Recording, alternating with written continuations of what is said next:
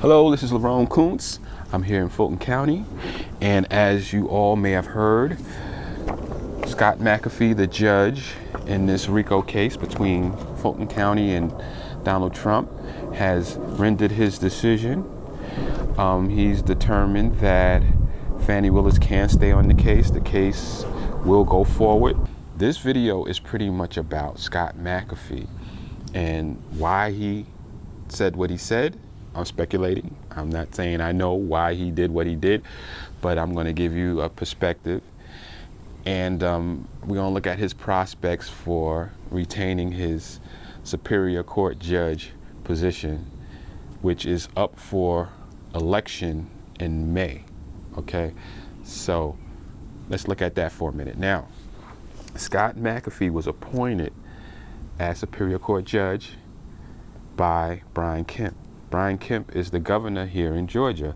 Brian Kemp and Donald Trump had a falling out in 2020 over the election here in Georgia, right? So Brian Kemp is not a fan of Donald Trump. So he appointed McAfee. Now, so if McAfee would have dismissed this case, which was in his power, or even disqualified Fani Willis and her office, it would have had a direct impact on the Trump case. And so, is that what Brian Kemp wants? And is McAfee trying to take in consideration what the governor wants him to do, because the governor is the one that appointed him to be the Superior Court judge here, right? Is that a concern? It may be. He really walked the line in this ruling. He kind of tries to thread the needle. He doesn't want to just give in to Fani Willis in the ruling, but he also doesn't want to give in to the people who want her removed. You know, it's sort of like he's trying to split the baby in half and leave something for everybody to say that, hey, you know, we made a little progress here. You know, we got a little bit of what we want. So you got to remember, Brian Kemp is not a fan of Donald Trump, but the 18 other people who were charged in this RICO case are conservative Republicans who are politically connected. And for the most part, they are Trump supporters. So they would love for McAfee just to disqualify Fani Willis and disqualify this whole case. So he has to try to thread the needle between the governor that appointed him and the people that are politically connected that are on this RICO case, or being charged in this RICO case. He also has to consider the electorate here, the voting body here in Fulton County. You do have conservatives here in Fulton County, and they are not happy with McAfee. They're like, hey man, this guy should have just done what he was supposed to do and disqualify Fani Willis outright and send this to another jurisdiction. So they are not 100% in his corner, as they probably would have been had he done that.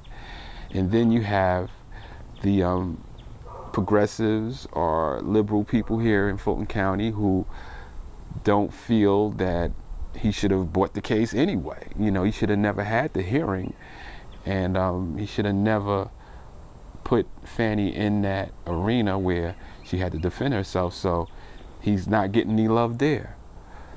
So he's sort of like in a precarious position as it relates to his retaining his seat. And then on top of that, he has a challenger, Robert Patillo. Robert Patillo is a talk show host here. He's a defense attorney. He's a civil rights attorney. So he's very liberal. And he has no problem, you know, letting people know that. I mean, he's anti-MAGA, he's anti-Trump and everything else. And he's gonna come at him, and plus he has a platform, you know, he's a radio talk show host. I've seen him for years on different, or I've heard him for years on different radio shows, wearing his political affiliations on his sleeve. So in terms of him being a good judge, I'm not so sure. Now, if you're in need of an attorney, he might be your man. You know, he's going to advocate for you. But as a judge, can he be impartial? You know, being that he's already explained how he feels about people who are from a different political perspective than him, you know? So what do the people want? Do the people want McAfee, who is trying to, I think, appease everybody? Or do they want Patillo, who's really just going to keep it real with you and say, hey, I'm progressive, I am, you know, liberal, and I'm going to be that type of judge when I get there. He said that, you know, this whole hearing with Fani Willis, if he was the judge, he wouldn't even entertain this. So do people really want that, you know? Or do they want someone who's going to be a little bit more sensitive to everybody's concerns? You know, that's the question here. What do people want? Me, myself, when it comes to crime and punishment, I'm conservative. All right, I'm gonna be honest with you. I don't think criminals should get 10, 15, 20 chances. In New York, they got people walking around that's been arrested 100 times, still not in jail. I don't want this to happen down here in Georgia. I want them to be tough on crime. So I don't know whether Robert Patillo is that type of judge. He's going to be that type of judge. I'm waiting to hear more from him, you know, before the election in May. I know that McAfee is a conservative, so I don't know how his rulings have been on the bench, but I'm assuming that he's more conservative when it comes to how he looks at criminals and things of that nature. So I may lean towards him come election time. And I think people probably need to look at it from that perspective, what they want done in terms of crime. Like down here, you have people that it's not really a liberal place where people are willing to give people all different alternatives to incarceration. You know what I mean? Like people want to hold criminals responsible for what they do. You know, not saying that everybody needs to be in a cell if they committed some minor crime, but the major stuff, we definitely want people to be punished for that. But then you still have a liberal population here, and you have liberal politicians here who think that we should just do away with jails, that the jail should be turned into some sort of community center. Our jail here is falling apart. Fulton County Sheriff opened the doors to his jail today to show the extremely poor conditions that he's trying to fix. As Fox 5's Morse Diggs reports, the spotlight has been on the jail since the death of a prisoner whose body was covered with bugs. On top of the Fulton jail being way overcrowded, there are sections like this one here that they can't use or shouldn't use, and yet they had been used and part of the deplorable conditions.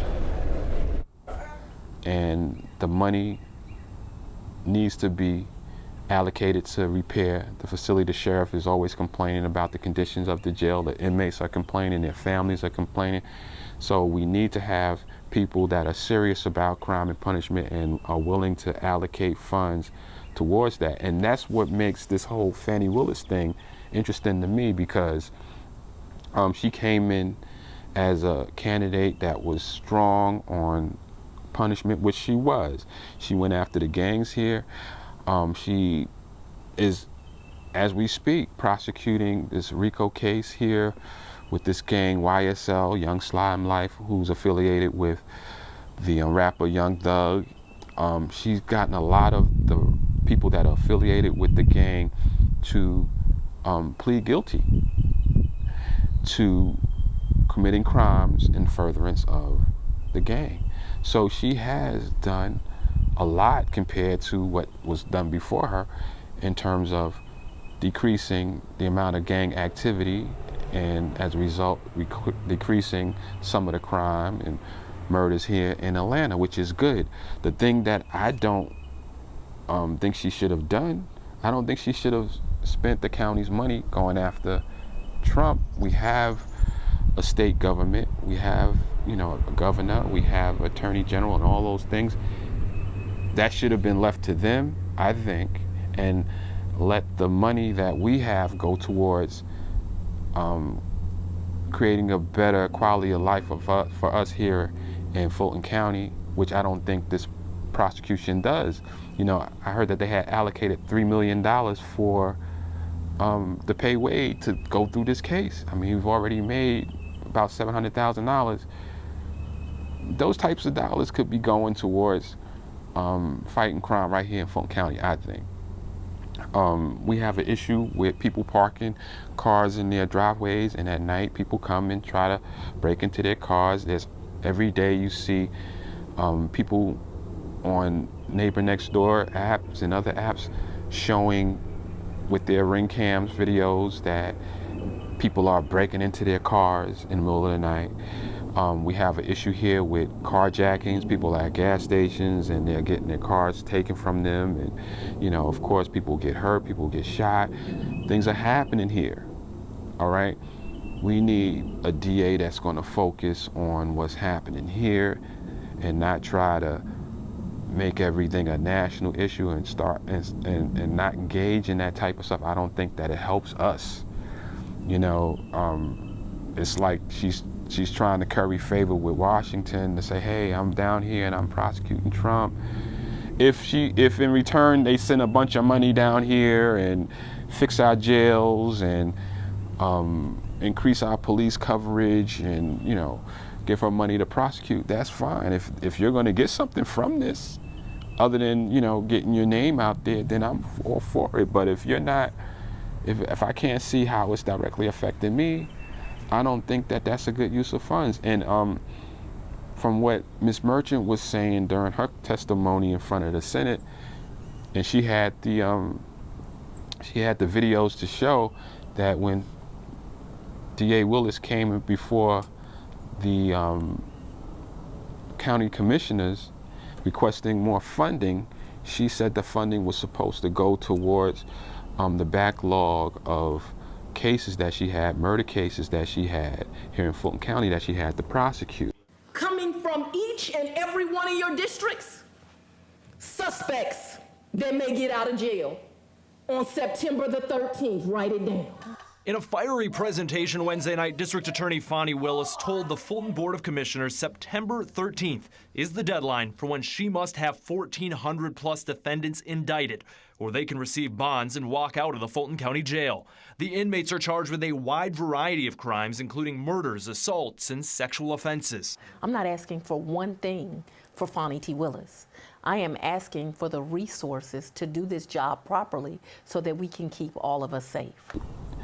And they gave her the money, but then she uses the money to prosecute Trump. And then when she's called on it, she says, well, there's no law that says that I can't use the money for what I want to use the money, or what I think the money should be used for. So I'm going to use the money for this, even though I told them that I was going to use it to prosecute more murder cases and stuff like that. So I think that was disingenuous, you know, that she wasn't straight up with them to let them know before she got the money, this is what I'm going to use the money for. Maybe they would not have given her the money for that. So as far as Fani Willis, there's going to be a person running against her as well. Now I'll get into that at some other time, but I just wanted to give you the breakdown on Scott McAfee and the situation that he's in. Like I said in previous videos, a politician can stay in their position in Fulton County indefinitely.